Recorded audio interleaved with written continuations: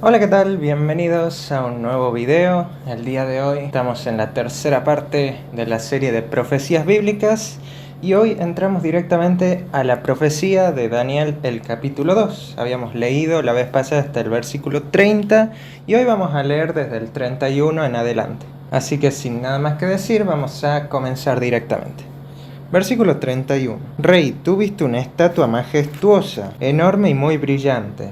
Estaba en pie y su aspecto era terrible. Nosotros, como habíamos estudiado, Nabucodonosor había puesto toda su confianza en los sabios de Babilonia. Sin embargo, le habían fallado. Pero ahora las cosas son muy diferentes porque ahora lo vemos como muy atento escuchando las palabras de Daniel. Si nosotros nos ponemos a analizar, el rey realmente no tenía forma de asegurar que las profecías de Daniel realmente se iban a cumplir, pero lo que sí tenía era su propia historia. Él había sido testigo del sueño que había tenido, de ese impacto que le había producido, de cómo ni los sabios, ni los magos, ni los astrólogos habían podido descubrir el sueño ante el rey. Y ahora Daniel le provee una descripción exacta de este sueño que había tenido, lo que hace evidente que Daniel tiene acceso a una fuente de conocimiento sin igual. Y lo mismo pasa hoy en día con nosotros. La máxima prueba que nosotros tenemos para asegurar que la profecía es cierta es la historia. Hoy nosotros tenemos una ventaja que el rey no tenía, y es que ante nuestros ojos están abiertas las páginas de la historia. Allí podemos comprobar que la profecía se ha venido cumpliendo minuciosamente. Tenemos una prueba contundente de su veracidad. Y no podemos dudar de que los pocos aspectos del mensaje que aún quedan para el futuro también se van a cumplir. Versículos 32 y 33. La cabeza de esa estatua era de oro fino, su pecho y sus brazos de plata, su vientre y sus muslos de bronce, sus piernas de hierro y sus pies en parte de hierro y en parte de arcilla. Muy bien, aquí tenemos una descripción acerca de cómo era esta imagen, cosa que está viendo ahora mismo en pantalla. Lo primero que notamos de esta descripción es que se comienza mencionando la cabeza de oro, y mientras más descendemos por la estatua, vemos que los minerales que componen a la estatua son cada vez más inferiores, hasta que llegamos a los pies. El elemento que debería ser el más fuerte de todo, porque es la base, lo que sostiene a la estatua, termina siendo el elemento más débil de todos. Es muy significativo el hecho de que el Señor haya utilizado aquí una imagen. ¿Por qué? Porque los babilonios adoraban las imágenes. En Babilonia habían este tipo de imágenes por doquier, estaban en prácticamente todas las casas, capillas, templos de Babilonia, y el rey Nabucodonosor también tenía una fascinación por este tipo de imágenes. Hay algo muy lindo aquí, y es que Dios le habla al rey no solo en su propio lenguaje verbal, sino también en su lenguaje cultural. Versículos 34. Mientras tú mirabas, una piedra fue cortada sin intervención de ninguna mano, que hirió la estatua en sus pies de hierro y arcilla y los desmenuzó. Entonces se desmenuzaron también el hierro, la arcilla, el bronce, la plata y el oro, y se volvieron como la pelusa de las eras del verano, que el viento llevó sin dejar rastro alguno.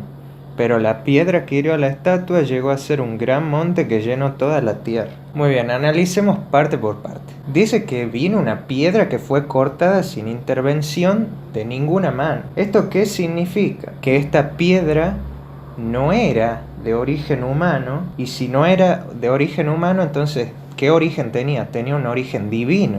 También es interesante notar el lugar en donde impacta, en los pies, y también el orden en el que se mencionan estos minerales, cómo se van desintegrando, es inverso a la presentación. Si se fijan, primero se desintegran los pies, después las piernas, y por último se menciona a la cabeza de oro.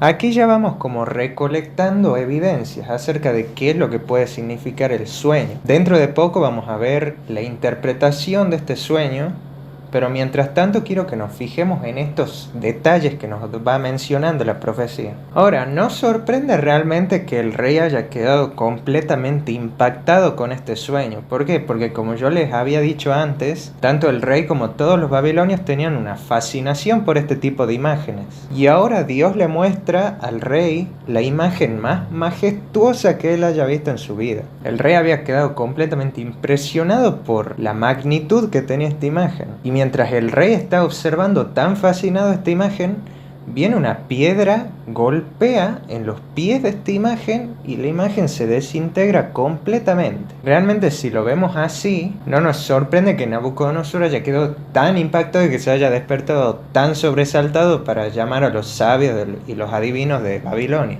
para que le interpreten el sueño. Versículo 36. Este es el sueño. Ahora diremos al rey su interpretación.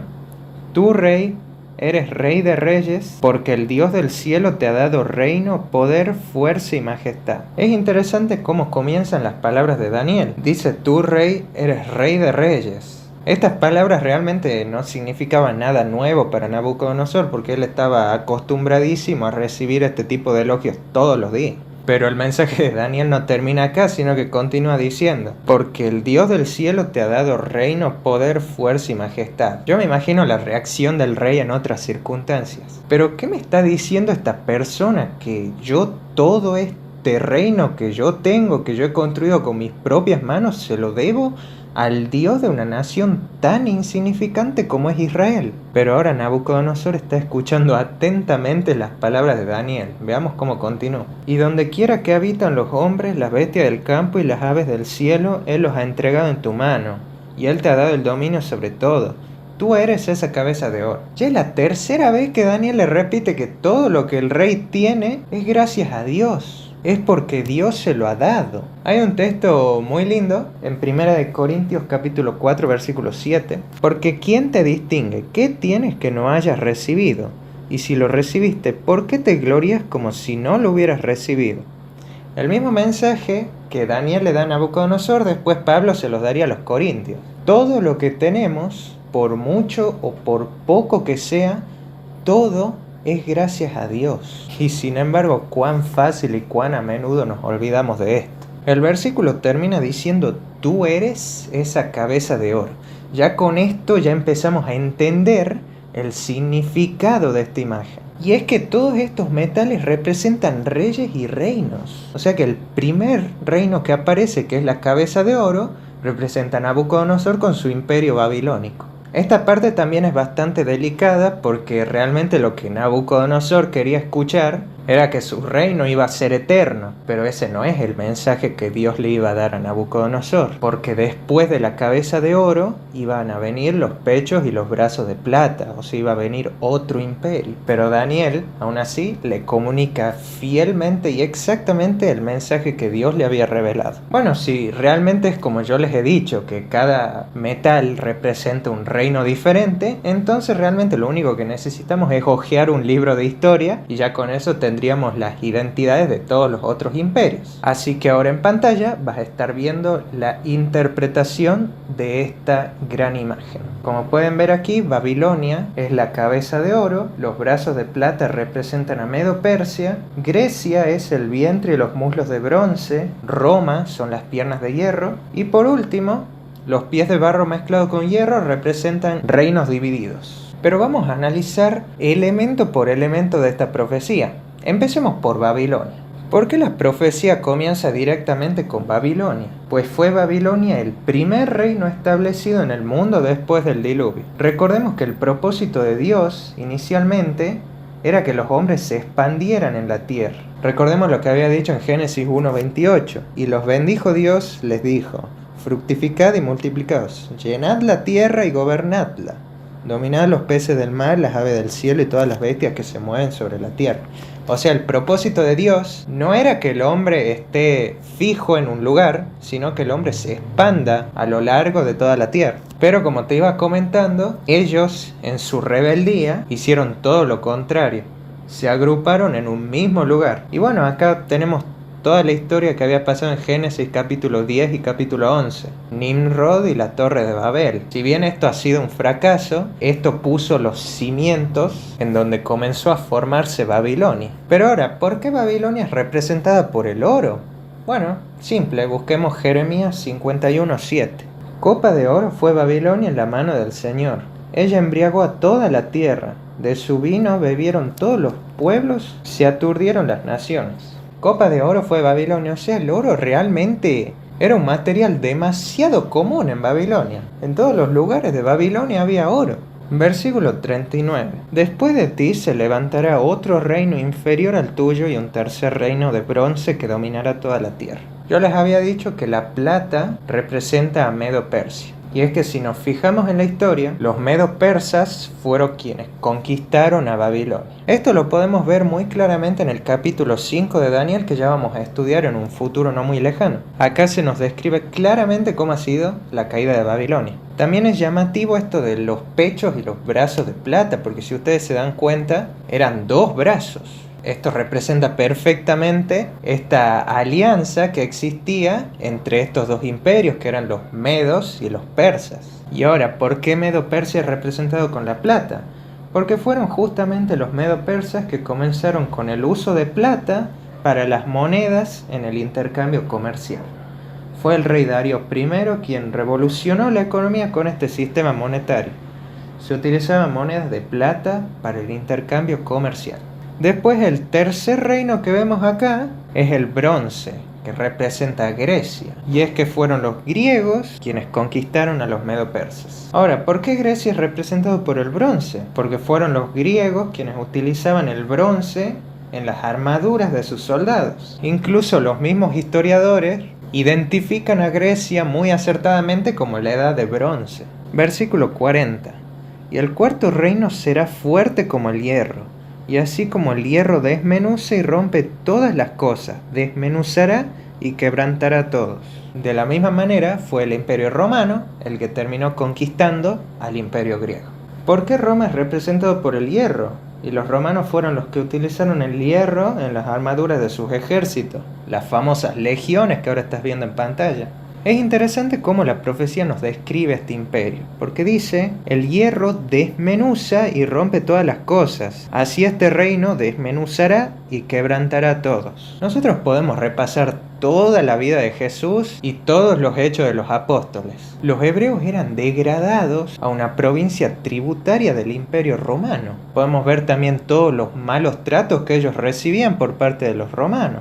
Y más importante todavía, fueron soldados romanos que pegaron a Cristo, le pusieron una corona de espinas, repartieron sus ropas, les crucificaron, metieron una lanza en su costado y vigilaron finalmente su tumba hasta su resurrección. O sea, vemos que realmente, muy acertadamente, la profecía nos describe al imperio romano como un imperio que desmenuza y quebranta a todos. Versículos 41 al 43. Y los pies y los dedos que viste en parte de arcilla y en parte de hierro significan que el reino se dividirá. Y como viste el hierro mezclado con la arcilla, tendrá algo de la fortaleza del hierro. Y por ser los dedos de los pies en parte de hierro y en parte de arcilla, el reino será en parte fuerte y en parte frágil. Y eso que viste, el hierro mezclado con la arcilla, significa que se mezclarán por medio de casamientos, pero no se unirán el uno con el otro, así como el hierro no se mezcla con la arcilla. Fueron justamente las tribus bárbaras quienes hicieron caer al imperio romano, lo que yo les había dicho que representaban estos reinos divididos. Y hay algo muy impresionante acá. Si nos damos cuenta, realmente en los pies de la estatua habían 10 dedos, y en el momento de la caída del imperio romano, había exactamente 10 tribus bárbaras sobre el territorio romano. Estas son las siguientes. Los anglosajones son hoy en día Inglaterra, los francos son hoy en día Francia, los germanos son hoy en día Alemania, los lombardos son Italia, los suevos son Portugal, los visigodos son España, los burgundios Suiza, los ostrogodos, los érulos y los vándalos, por último, son 3 imperios que fueron destruidos y que hoy en día no existen. Eran exactamente 10 tribus bárbaras las que ocasionaron la caída del imperio romano. No solo eso, sino que además, si nos fijamos, de todas estas, las últimas 3 que menciono acá fueron destruidas. Todo eso lo vamos a analizar mucho más en profundidad cuando lleguemos al capítulo 7 de Daniel. Pero las otras 7 que mencioné antes son los países europeos de la actualidad. Esta es una profecía de actualidad. Y hoy en día nosotros estamos viviendo esta profecía y estamos viendo su cumplimiento en vivo y en directo. Ahora analicemos un poco estos versículos que habíamos leído. El versículo 41 dice que este reino se iba a dividir. Y eso, justamente se cumple en la misma profecía que venimos estudiando. porque si nos damos cuenta, todos los metales anteriores eran un metal fijo, por así decirlo. El oro, la plata, el bronce y el hierro son minerales fijos, pero en cambio los pies no es un material fijo, sino que es una mezcla entre hierro y arcilla. Pero ahora, ¿qué significa esta separación que existía? Bueno, eso lo dice el versículo 43. Significa que se mezclarán por medio de casamientos, pero no se unirán el uno con el otro. Y es que realmente, si nosotros analizamos la historia, fueron muchísimos los intentos para que estos imperios puedan unirse y ser un imperio único, así como lo fue Babilonia, Medo-Persia, Grecia y Roma. Pero todos estos intentos fueron un fracaso. Entre estos intentos nosotros tenemos: Carlomagno de Francia lo intentó alrededor del año 768. Carlos V de España lo trató alrededor del año 1520. Napoleón de Francia lo trató alrededor del año 1810. Hitler de Alemania lo intentó por el año 1942. Y por último, el intento más reciente, la Unión Europea lo está tratando desde el año 1957.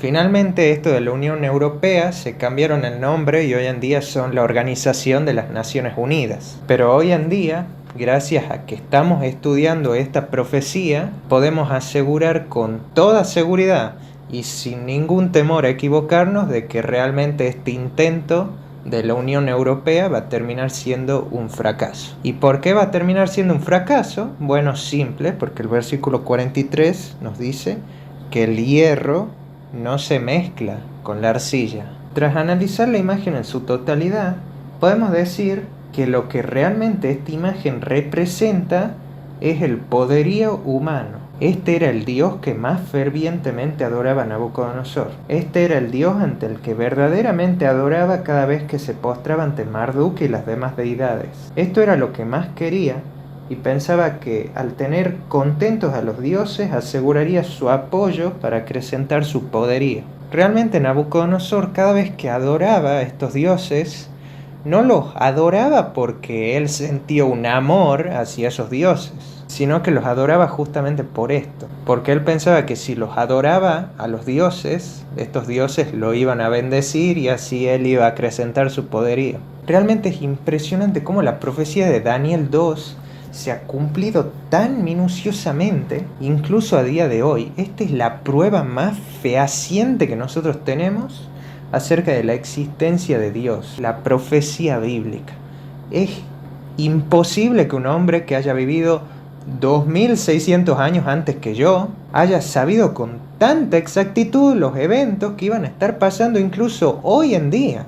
No hay nadie que pueda negar la profecía bíblica, pero aún así hay gente que todavía lo intenta. Hay gente que dice que el personaje de Daniel en realidad nunca existió, que fue una invención que se hizo en algún momento después de que las tribus bárbaras empezaran a reinar y que alguien lo hizo pasar como que fue escrito en la época de Nabucodonosor. Pero es que realmente esta acusación se cae pero por la borda, porque los eventos que la profecía describe no es que terminaron acá, sino que continúan, y son eventos que no terminaron con las tribus bárbaras, sino que son eventos que hoy en día están ocurriendo. Hoy en día estamos viendo su cumplimiento. Versículo 44. Y en los días de estos reyes, el Dios del cielo levantará un reino que nunca jamás será destruido, ni será entregado a otro pueblo. Desmenuzará y dará fin a todos aquellos reinos, y él permanecerá para siempre. Nosotros hemos llegado a un punto culminante en esta profecía. ¿Por qué? Porque Nabucodonosor, ¿qué era lo que quería escuchar? Quería escuchar que su reino iba a ser eterno, pero esta no era la respuesta que Nabucodonosor iba a recibir. Su imperio iba a caer y lo mismo iba a pasar con el siguiente y con el siguiente y con el siguiente. Y es entonces, como dice el versículo, en los días de estos reyes. ¿De cuáles reyes? Del hierro mezclado con la arcilla. Acá es cuando el Señor interviene. Lo que vemos acá es que Cristo va a venir a la tierra, pero Él no va a establecer simplemente otro imperio más, sino que en su venida va a romper y va a destruir definitivamente el antiguo orden y va a establecer uno completamente nuevo. En otras palabras, lo que le estaban diciendo a Nabucodonosor: es Dios y no vos, ni cualquier otro hombre, el que va a gobernar eternamente. Estamos muy cerca de este evento, y este va a ser el mayor evento de toda la historia de la humanidad: la segunda venida de Cristo. Cristo viene y va a poner fin a todo el viejo orden. ¿Y cuál era este antiguo orden? El pecado, el poderío humano. Porque si nosotros nos fijamos en todas estas conquistas, habían guerra, muerte, violencia, destrucción. Y Cristo viene, y Cristo va a poner fin a todo ese sistema. Va a establecer un nuevo mundo, sin pecado, sin muerte, sin llanto, sin dolor. Vemos cómo Cristo es el mensaje central de esta profecía. Y hoy en día nosotros podemos afirmar con toda la seguridad: Cristo viene pronto. Versículo 45. Por eso viste que una piedra fue cortada del monte sin mano alguna, y desmenuzó el hierro, el bronce, la arcilla, la plata y el oro. El gran Dios ha mostrado al rey lo que ha de suceder en el futuro. El sueño es verdadero y su interpretación es cierta. Hay mucha gente que le pone de título a la profecía de Daniel 2, la profecía de la gran imagen, cuando en realidad no debería ser así. ¿Por qué? Por lo que dice este versículo. Este versículo nos da a entender que en realidad el mensaje de la profecía no es esta imagen. El mensaje central es la piedra. O sea, lo importante en esta profecía no es lo que el hombre hace, ni lo que el hombre está haciendo ahora, sino lo que Dios va a hacer: el pronto regreso de Cristo a la tierra. No solo eso, sino que el reino de Dios va a ser un reino eterno. Nosotros no podemos vislumbrar, pero ni de cerca, lo que es la eternidad. Pero Dios establecerá un reino eterno, un reino que nunca terminará, un reino donde nunca jamás entrará la muerte, un reino de justicia perfecta y eterna. Y el versículo termina diciendo: el sueño es verdadero y su interpretación es cierta. Hoy ya toda la profecía de este capítulo se ha cumplido. El último evento que falta que se cumpla es este mismo: que Cristo venga a la tierra. Entonces, si nosotros no podemos negar todos los aspectos de la profecía que hemos venido estudiando, entonces tampoco podemos negar esto: que Cristo va a venir pronto. El sueño es verdadero y su interpretación es cierta. Cristo viene pronto a la tierra. Versículos 46 y 47. Entonces el rey Nabucodonosor se postró sobre su rostro y se humilló ante Daniel, y mandó que le ofrecieran presentes e incienso. Y el rey dijo a Daniel: realmente vuestro Dios es Dios de dioses, Señor de los reyes, que revela los misterios, pues pudiste revelar este misterio. Nabucodonosor había quedado pero tan conmovido por este mensaje que había recibido de parte de Daniel, que él había sentido como un fuerte impulso de adorar. Pero lo llamativo aquí es que Nabucodonosor no adora a Daniel como si Daniel fuese una deidad, sino que en el versículo 47 vemos que Nabucodonosor ensalza al Dios del cielo. ¿Y por qué es esto? Bueno, por las mismas palabras de Daniel que habíamos estudiado en el video pasado, las cuales vemos en el versículo 28. Pero hay un Dios en el cielo que revela los misterios. Él ha mostrado al rey Nabucodonosor lo que ha de suceder en los últimos días. O sea, realmente estas palabras de Daniel hicieron su efecto. El objetivo de la visión había quedado cumplido cuando Nabucodonosor alabó al Dios del cielo. Versículos 48 y 49. Entonces el rey engrandeció a Daniel y le dio muchos y grandes dones, y le nombró gobernador de toda la provincia de Babilonia, y jefe supremo de todos los sabios de Babilonia. Y Daniel solicitó al rey y puso sobre la administración de la provincia de Babilonia a Sadrach, Mesach y Abednego.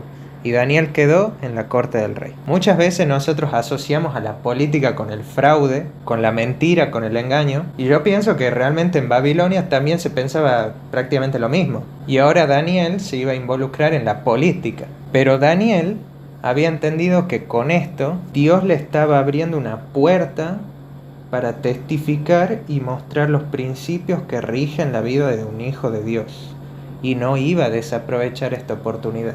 Daniel y sus compañeros habían sido fieles en su vida estudiantil, y también lo fueron en la responsabilidad mayor que tuvieron en el gobierno de Babilonia. Ellos mostraron siempre los principios de integridad y servicio que honraban al Dios del cielo.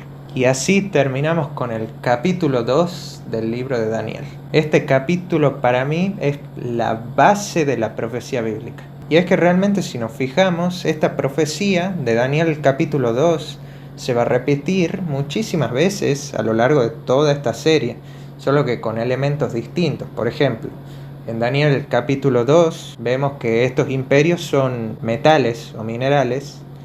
En el capítulo 7 se repiten estos imperios, solo que ahora no son representados con minerales, sino con animales. En el capítulo 8 también pasa algo parecido, pero realmente la profecía de Daniel 2 es la base, es el esqueleto de la profecía bíblica. Asimismo, también hay muchísimos, pero infinidad de detalles más para analizar de este capítulo, pero eso yo se los dejo completamente a ustedes. Este video es simplemente una base. Nosotros hemos estudiado lo central, el mensaje central de esta profecía, todos los elementos que mayormente hemos ido recopilando, cómo se ha ido cumpliendo a lo largo de esta historia, pero el resto depende de ustedes porque también hay muchísimos detalles más para analizar. Así que como siempre, yo espero que este video les haya gustado. Cualquier duda me la dejan aquí abajo en los comentarios, y ya para la siguiente entramos al capítulo 3 de Daniel. Así que nos vemos en el siguiente video. Adiós.